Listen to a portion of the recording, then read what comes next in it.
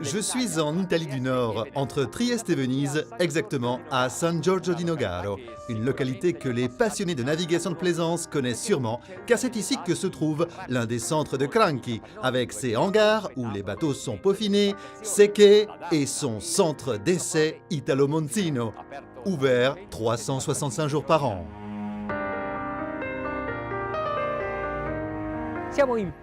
On est en plein hiver, il fait assez froid, mais on va tester un bateau open. Sans doute la journée n'est pas des plus adaptées, ou peut-être bien que oui, car au moins nous ne serons pas distraits par les facteurs climatiques et nous pourrons nous concentrer sur les aspects techniques du bateau, le Cranchi 60 ST.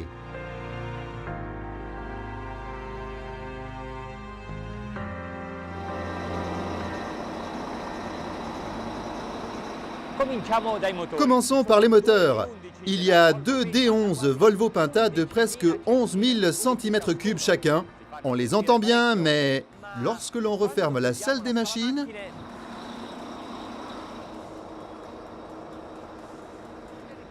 grâce à l'insonorisation réalisée par Cranchi. Le réglage électronique du siège n'est pas primordial, néanmoins, c'est très pratique. Lorsque l'on utilise les moteurs Volvo Penta, il est logique d'avoir des propulsions IPS et un joystick. Le bateau fait 18 mètres et 52 cm de long et 4 mètres et 85 cm de large. Mais il se manœuvre bien mieux qu'un bateau de 5 mètres. Lors de la conception d'un bateau, il faut penser à énormément de choses. Tout d'abord, à la coque qui doit être conçue afin de faire face sans problème aux vagues. Puis, l'équilibrage de la coque. Et, pour ne pas gâcher le travail des concepteurs, des techniciens, des testeurs, faites attention lors du chargement des équipements et des articles que vous emportez lors d'une croisière. Rangez-les soigneusement dans la soute, distribuez-les bien sur toute la coque. Tout cela parce que lorsque l'on accélère, on amène le bateau en mode planage. Et lors de la navigation, on veut qu'il y ait une assiette correcte. Maintenant, par exemple, on est dans la phase la plus critique de la navigation, l'entrée en mode planage. Pour faciliter cela, j'ai abaissé un peu les intercepteurs et l'angle d'incidence est le bon. Ce Cranchi 60 ST plane déjà à 11 nœuds et demi. Mais ce qui est surprenant, c'est son accélération. Je n'y crois pas, nous sommes déjà à 20 nœuds, 25, 27, 28, 30 nœuds. Qui sait jusqu'où l'on peut bien arriver? Mais procédons par étapes.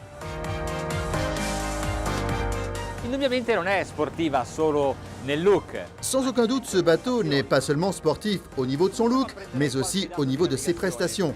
Commençons par faire une liste de ses caractéristiques de navigation.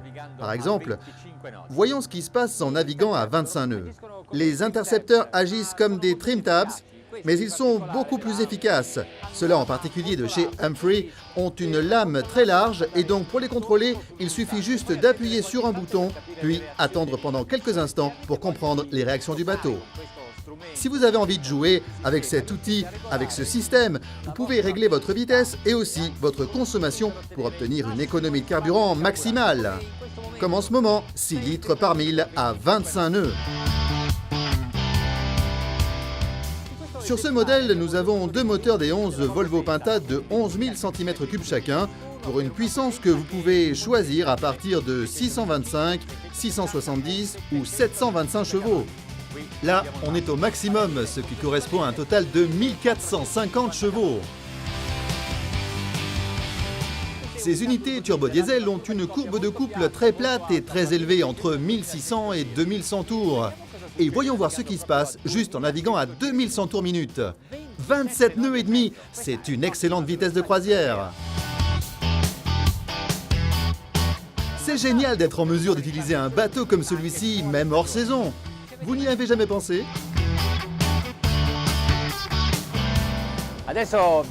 Maintenant, bien sûr, c'est le moment de pousser, pas juste d'un chouïa, mais au maximum. On enlève totalement les intercepteurs, on améliore l'assiette, mais ils sont aussi un frein à la vitesse et ils ne servent plus. L'angle d'incidence est le bon, Il est parfait pour faire avancer rapidement la coque. Et en fait, la vitesse a augmenté. Le confort acoustique est toujours excellent. Le vent ne rentre pas. Il caresse à peine les quelques cheveux qu'il me reste. Et la vitesse est de 36 nœuds et demi. Et le haut vent? Stable, immobile, excellent. Et il ne claque pas, ne fait pas de bruit non plus. Ils n'ont pas fait seulement un bon travail hydrodynamique, mais aussi aérodynamique.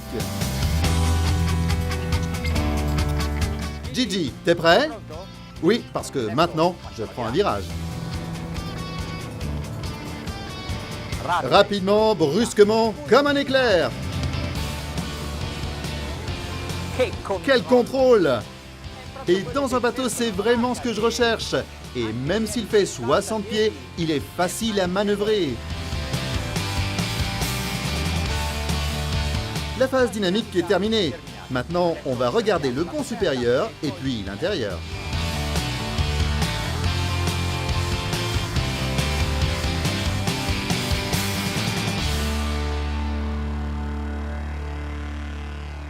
C'est un bateau moderne et sportif, méritant des couleurs suggestives et des finitions agressives. Cranky est allé plus loin et a utilisé des tons plus sombres pour ce modèle. Mais vous pouvez aussi choisir d'autres coloris.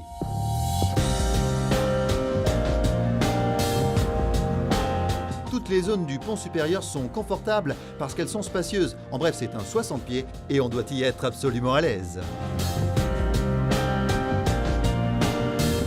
Ils ont créé de l'espace aussi bien dans les zones de passage que dans les deux espaces de détente, qui sont au nombre de 3, en poupe, au centre de l'habitacle et à côté du pare-brise. Le canapé s'étend sur 5 côtés. Il est très long, il peut accueillir, il me semble, 12 personnes. Dans le cockpit, il y a aussi les bouches de ventilation de la clim. Les moulures en fibre de verre de la plateforme arrière rappellent le logo du chantier. La plateforme descend sous la surface pour mettre à l'eau le tender qui est situé dans le garage en poupe. Le carré est un endroit très aéré grâce aussi aux larges escaliers du pont inférieur. Le coin repas et la cuisine sont distincts, mais pas séparés. La cuisine mérite une attention particulière pour sa capacité et pour la diversité de ses appareils électroménagers.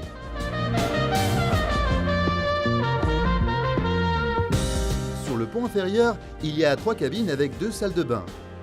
Il y a ensuite 2 chambres doubles, une à l'avant, plutôt traditionnelle, mais avec un accès direct à la salle de bain de la zone jour. L'autre, au centre du bateau, est d'une hauteur remarquable. De grandes fenêtres et beaucoup d'espace pour votre garde-robe. Et pour ce faire, il y a une commode et une armoire. Et pour terminer avec le mobilier, un fauteuil. À l'intérieur de la suite, salle de bain et cabine de douche. La 3e cabine a des lits superposés croisés. Enfin, en poupe, il y a une cabine pour le marin.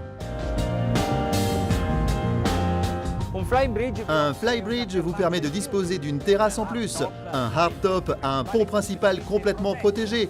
Mais comment renoncer à un open avec un espace aussi grand sur le pont supérieur? Vous l'avez compris, à votre place, je choisirai un bateau comme celui-ci, comme le Cranky 60 ST.